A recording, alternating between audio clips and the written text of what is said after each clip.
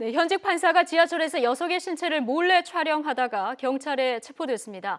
이 판사는 범행을 전면 부인하고 있는 그런 상황인데요. 한 주간에 있었던 사건 사고 소식 살펴보겠습니다.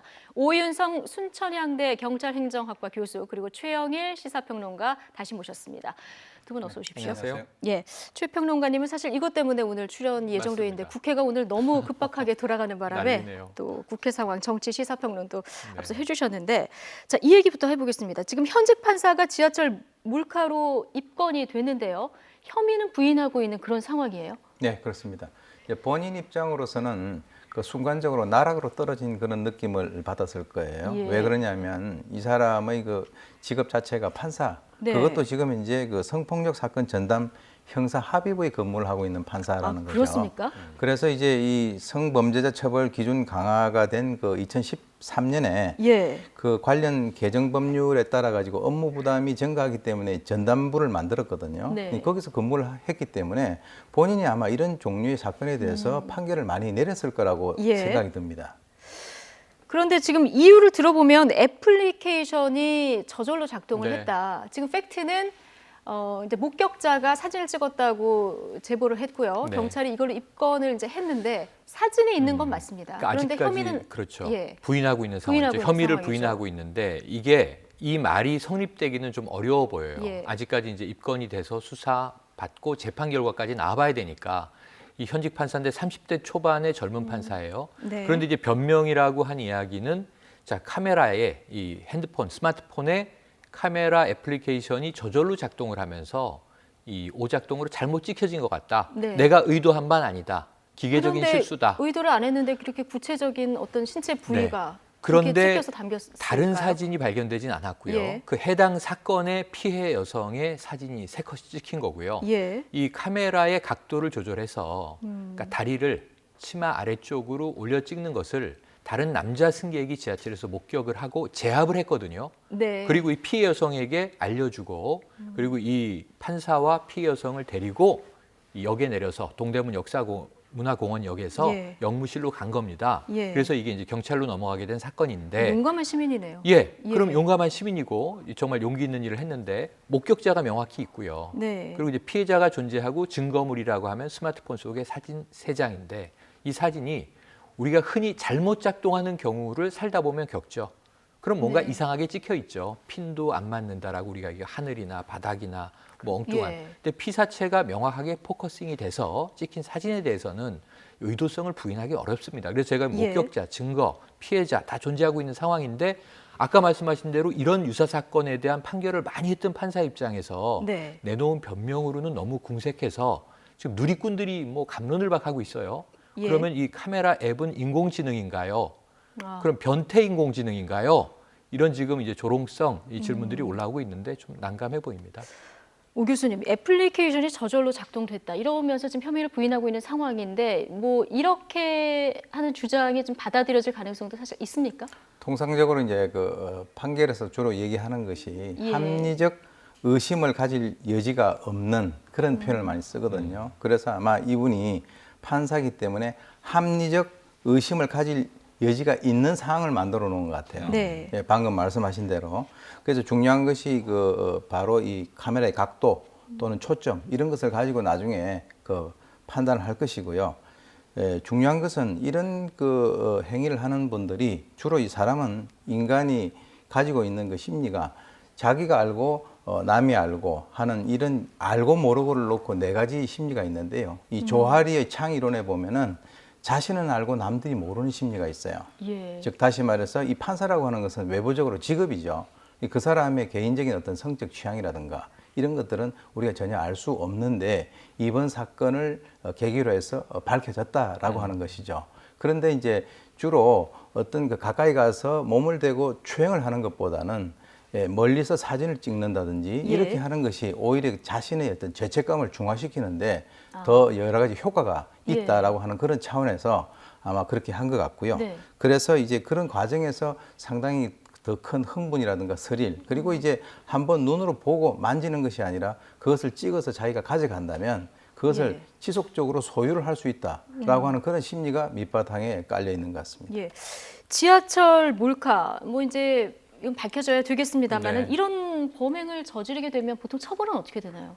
지금 이제 그 카메라 등을 이용을 해서 촬영을 해서 다른 사람의 그 수치심을 유발할 수 있는 그 신체를 촬영한 그 항목에 대해서는 5년 이하의 징역, 1,000만 원 이하의 벌금에 처하도록 되어 있습니다. 아, 그렇군요. 자, 지금 이 사건이 현직 판사이고 또 네. 현역 국회의원의 아들이다. 이래서 지금 그렇습니다. 더 지금 그 관심을 받고 있는 그런 상황이 돼버렸는데요. 지금 법원뿐만 아니라 소속 법원뿐만 아니라 대법원에서도 지금 진상 파악에 들어갔어요. 네, 지금 예. 이제 신중한 입장입니다. 지금 언론이 계속 물어보고 있어요. 자, 어떤 처벌을 받게 됩니까? 그럼 지금 뭐 직무에서 우선 배제를 합니까? 아니면 예. 직위를 박탈합니까? 그러니까 제가 보기에는 이게 법원이라는 특성, 판사라는 직업적인 특수성이 있기 때문에 직업 윤리에 대해서 더 강한 유사한 범죄를 처벌하고 재판에 판결을 내리는 판사가 범죄를 저질렀다. 이런 상황에 대해서는 우리 국민들이 느끼는 법 감정도 굉장히 더 공분이 커질 수밖에 없고요. 굉장히 중하게 다스릴 수밖에 없는 사안이라 네. 아까 말씀하신 카메라 등 이용에 대한 이제 법률 위반으로 처벌이 될 혐의를 지금 받고 있지만 또 하나는 직무적인 부분에서도 어떤 이제 징계를 받게 될 것인가 귀추가 주목이 되는데 이분이 지금 금수저 중에 금수저거든요. 네. 현역 국회의원의 아들이면서 본인 스스로가 이제 그야말로 이제 엘리트 코스인 법조인 그 중에서도 판결을 내리는 재판부의 판사란 말입니다. 이런 면에서 이게 30대 초반이면 청년이라고 우리가 부를 수 있는 나이기 때문에 일반적으로 초범인 경우에는 아까 말씀하신 처벌 수위에서 많이 감형을 또 해주기도 하고 집행유예나 혹은 여기에 대해서 뭐 약한 벌금이 내려지는 경우들이 일반적인데 이번 경우에는 제가 보기에는 좀 중한 직업적인 부분에서 치명적인 판결까지도 받아들여야 하지 않겠는가 하는 생각이 들고요. 네. 국민적인 공분은 지금 굉장히 큰 사건입니다. 예. 서울의 다른 판사는 회식 자리에서 이제 여검사 성추행한 의혹이 맞습니다. 있어서 또 논란이 있었는데 이제 법조계 성추문 좀 계속되고 있어서 네. 국민들의 국민들의 시선이 좀 따갑게 느껴질 수밖에 그렇습니다. 없을 것 같습니다. 이 얘기도 좀 해보죠. 한 슈퍼마켓이 여중생을 이제 도둑은 아니었는데 도둑으로 의심을 하고 그 사진을 이제 게재를 했어요. 네. 이런 일도 있네요. 지난 그 5월 11일이었는데요. 예. 남양주에 있는 한 슈퍼마켓에 그 여중생이 들어와 가지고 자기가 아마 그 뭐 편의점에서 우유를 샀나 봐요. 예. 그래서 이제 그 우리가 그런 적이 있지 않습니까? 마트 같은 데 가면 다른 데서 사온 거를 들고 다니면 그렇죠. 거기에서 산 것 같이 오해를 받을 수가 있기 때문에 자기 가방에다가 따로 넣고 또 여기에 계산하는 데는 또 따로 하는 이게 분리하는 네. 그런 작업을 했는데 그것이 이제 CCTV에 의해서 찍혔다는 거죠. 예. 그런데 그 제품을 이제 가방에 넣는 장면이 찍힌 걸 그렇죠. 가지고 오인을 한 그런 상황이 네, 그렇죠. 된 거죠. 그래서 이제 찍혀서 그것을 오인을 해가지고 예. 이 학생의 그 얼굴을 약 2달 정도 그쪽에다가 게재를 한 거죠. 그러니까 이제 어떤 그 절도 혐의가 있다라고 네. 하는 그런 식으로 해서 그것을 그 친구가 보고 야 너 지금 그쪽에 갔더니 너 얼굴이 있더라 예. 라고 해가지고 나중에 그걸 알게 돼서 가서 항의를 하고 그때 돼서야 뛰고 그런 아주 그 어처구니 없는 사건입니다.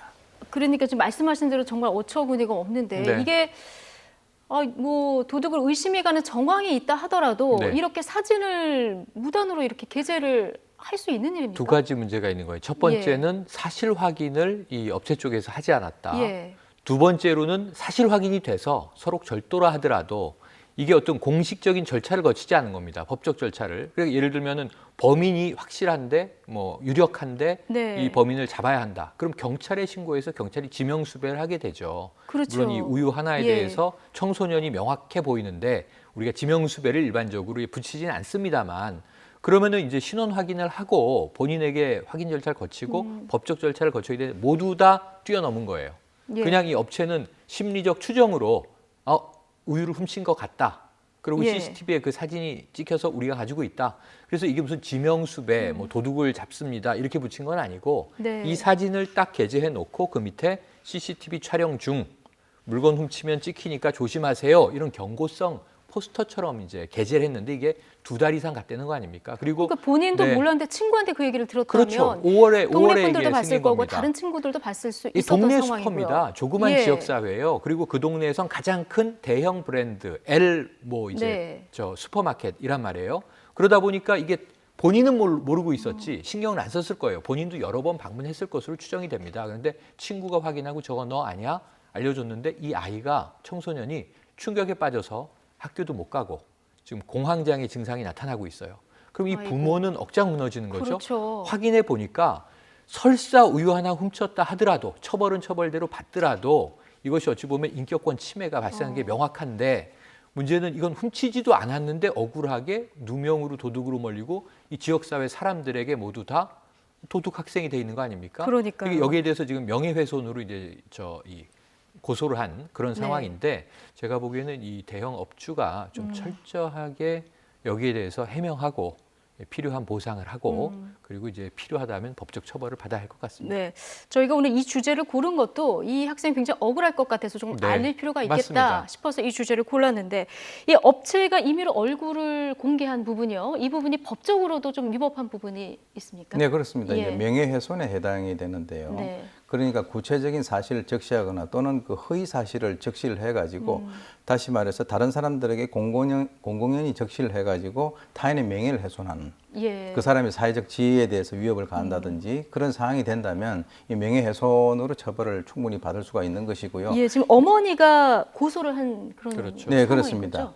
그리고 이제 중요한 것이 아까 말씀하셨듯이 설사 이것이 사실이라고 하더라도 예. 적법 절차를 거치지 아니했다라고 하는 것이죠. 물론 이제 그 과정에서 아마 이 L 쪽에 이 슈퍼마켓에 있는 이분들은 평소에 여러 가지 절도 사건이 발생을 해서 이번 기회에는 자기들이 확실하게 잡아서 그 사람들에게 망신을 줘야 되겠다라고 생각을 했을 수도 있어요. 예. 그러나 중요한 것은 이번 그 상황에서 우리가 기억이 나는 생각을 해야 되는 것은 이런 얘기가 있지 않습니까? 100명의 도둑을 놓친다 하더라도 한 사람의 억울한 사람을 만들면 안 된다라고 하는 것이 아주 적용이 되는 그런 상황이라고 볼 수 있겠습니다.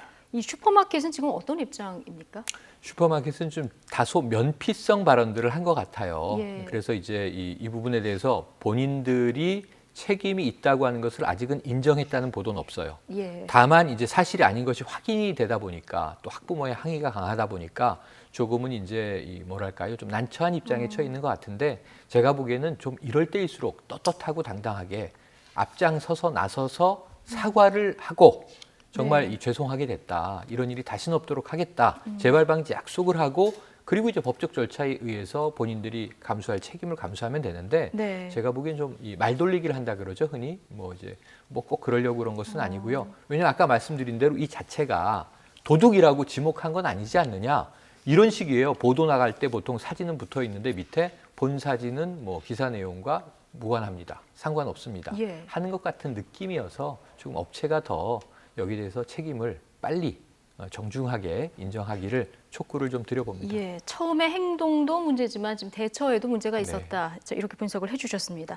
자, 이번에는 광주에서 있었던 학교 폭력 얘기를 네. 좀 해보겠습니다. 단순 폭행을 넘어서 머리에 불을 붙이고 네. 온몸에 찬물을 끼얹고 그리고 알몸 사진을 게재까지 하는 정말 들어서 정말 이번 주 이 또래 학생들을 가진 부모라면 굉장히 분개했었던 네. 뉴스인데요. 일단 어떻게 된 일인가요? 저희 아들이 딱 지금 중3인데 예. 지금 이제 16살 고등학교로 이제 진학한 아이들의 이야기죠. 아이들이라고 말씀드리지만 이게 가해 내용이 너무 잔혹해요. 말씀하신 예. 대로 모텔에 저는 고등학생이 모텔에 들어가는 것도 이상하지만 모텔에 들어가서 욕실에 이 피해 학생을 가둬놓다시피 하고 찬물을 끼얹었다는 거예요. 네. 이런 행위를 왜 했나 처음에 좀 궁금했어요. 뭔가 폭행에도 이유가 있는 법인데 네. 이게 생일빵이라고 합니다.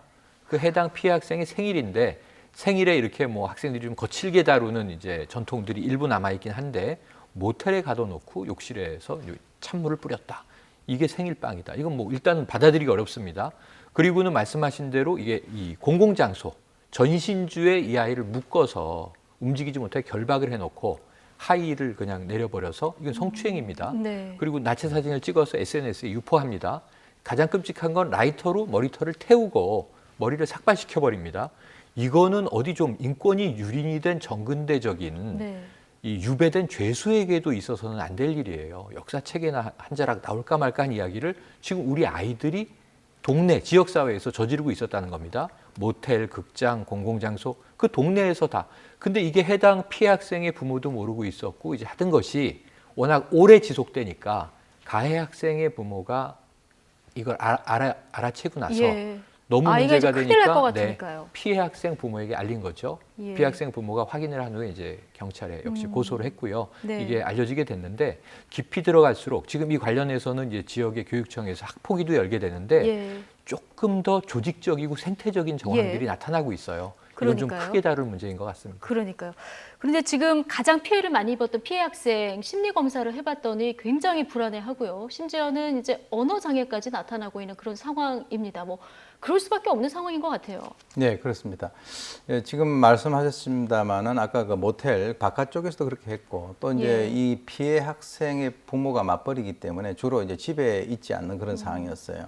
그러니까 이제 이 피해 학생의 집 비밀번호를 알아내가지고 그 비밀번호를 알아내지 않으면 너 어떻게 하겠다 예. 이런 식으로 협박을 해가지고 소위 이 집이라고 하는 것은 바깥에 있는 여러 가지 어떤 스트레스를 해소하고 다시 네. 에너지를 재충전해서 나가는 그런 곳인데 부모가 없는 그 상황에서 그 아이들이 즉 가해 학생들이 피해자의 집까지 들어와 가지고 아예 상주하다시피 하면서 아까 말씀하셨던 그런 여러 가지 어떤 잔인한 짓들을 저질렀거든요. 그래서 이것을 우리가 통상 뭐 중학교 동창이라든가 또는 친구 우정 이렇게 이 말씀들을 많이 하시는데 이것은 친구라든가 우정하고는 전혀 어떤 그 상관관계가 없고 그야말로 지배하는 자와 지배를 받는 자, 가혹행위를 하는 자와 피해를 입는 자 이런 식으로 우리가 규정을 할 필요가 있습니다. 이거를 이제 오랫동안 반복하다 보면 가해 학생들도 죄의식이 없어져서 이런 일을 계속 반복을 하지 네. 않았을까? 그렇습니다. 예, 이런 생각이 드는데 지금 진상 조사를 해봤더니 아까 이제 파면 팔수록 더 앞으로 조사를 네. 해봐야 된다 하지 않으셨습니까? 피해자가 한 명이 아니었고요. 이게 보니까 친구들 사이에서 서열이 철저하게 있었습니다. 네. 가장 힘이 센 학생, 싸움을 잘하는 학생이 센터. 그렇죠. 그리고 뭐 가장 약한 학생이 돈 심부름 같은 걸 하고요. 그렇죠. 담배 심부름, 술 심부름 하는 학생들은 따로 있었다는 거 아닙니까? 그래서 이게 조직적인 범죄 정황이 이 피해 학생이 가해만 당한 게 아니라 또 이 돈을 뜯깁니다. 예. 거의 뭐 저 한 달에 10만 원 내외의 돈을 갖다 바치다시피 해서 말씀하신 대로 술, 담배는 물론이고 간식이라든가 과거에 네. 셔틀이라고 불렀죠. 빵 셔틀을 시키는 이제 그런 건데 이 조직적으로 서열화된 곳에서 어떤 문제가 생기냐면요. 이제 이 피해받던 학생이 가해자의 위치로 서열이 올라갈 수 있어요. 그러면 새로운 피해자를 또 찾게 돼요. 다른 학생을 또 서열의 마지막에 두고 그러니까 가해자가 네. 피해자가 또 되고 그러니까 피해자가 가해자가 되고 피해자가 가해자가 되고 새로운 피해자가 또 또, 필요해지고 예. 이걸 이제 충원 흡수하게 되고 그러니까 이게 생태계라고 말씀드린 게 우리가 조폭을 조직폭력배를 줄여서 부르는 말 아닙니까? 네. 조직적 범죄 정황이 있는 거고 이 피해 학생은 지금 같은 중학교 동기동창인데 진학한 고등학교는 달라요. 그런데 네. 이 피해 학생이 속해 있는 학교에서 이 피해 학생이 거기서는 다른 사건에 가해 학생으로 지목이 됐던 거예요. 예. 그런데 그 부모가 관련해서 우리 아이를 부르니까 가서 이야기를 하다가 우리 아이도 피해자입니다 하면서 이 일이 드러나게 되는 과정이 있는데 이 부모는 전혀 모르고 왜냐하면 맞벌이를 하니까 비어있는 집에 아까 교수님 말씀하신 네. 대로 아이들이 피해 학생의 집을 점령하다시피 아지트화하고 이런 상황이었는데 이 부모들은 이 사실을 가해 학생 부모가 알려줄 때까지 우리 애가 지금 막 나가고 있구나, 엇나가고 있구나, 친구들이 부르면 뛰어나가고 정신없이 사는구나 라는 걱정만 했을 뿐이지 이렇게 가해를 당하고 있는 줄은 몰랐다는 거거든요. 예. 그러니까 지금 가해와 피해가 얽혀 있어요, 여러 가지로. 그러니까 그래서, 이런 네. 서열 구조 안에서 네. 계속 반복이 되다 보니까 가해 학생도 피해 학생도 좀 장난이었다 이렇게 얘기를 하는 정말 그런 상황이 돼버렸는데 지금 가해 학생들이 고1 아니겠습니까? 이럴 경우에는 처벌이 어떻게 됩니까? 물론 이제 19세 미만이 되기 때문에 지금 이제 10세에서 14세 미만까지는 촉법소년이라고 해서 또 따로 우리가 처리를 하고요. 이 학생들 같은 경우 19세 미만이니까 소년법 적용을 받습니다. 그래서 소년법 적용을 받는 가장 근본적인 이유가 이 학생들이 정신적, 신체적으로 미성숙하다. 예. 그리고 앞으로 교도 교화의 가능성을 우리가 충분히 예상을 할 수 있기 때문에 소년법 적용을 받는데 최근에는 이 소년법에 있어서의 그 연령을 좀 더 하향 조정을 해야 된다라고 하는 그런 어떤 주장들이 많이 예. 일어나고 있거든요. 네. 그 이유는 지금 이제 그 사실 학교에 있는 이런 학교 폭력, 지금 이 순간에도 이와 유사한 형태의 그 일들이 곳곳에서 벌어지고 있긴 있는데 그렇습니다. 어른들이 거기에 대해서 잘 모르고 대처를 못할 뿐이에요. 드러난 것들만 지금 저희가 그렇습니다. 알게 되는 상황이고요. 그러니까 예. 그야말로 빙산의 일각인데 그러다 보니까 학생들의 가장 근본적인 마음은 나는 이렇게 해도 처벌받지 않는다 또는 약한 처벌을 받는다라고 하는 이런 어떤 그 잘못된 생각이 뿌리 박혀 있거든요. 그래서 이번 차제에 이 소년법과 관련돼서 뭐 국회의원이 그 연령을 하향시키자라고 하는 지금 그 법안을 제출한 것으로 알고 있는데 저도 거기에 동의합니다. 예. 왜 그러냐면 이 학생들의 몸은 이미 그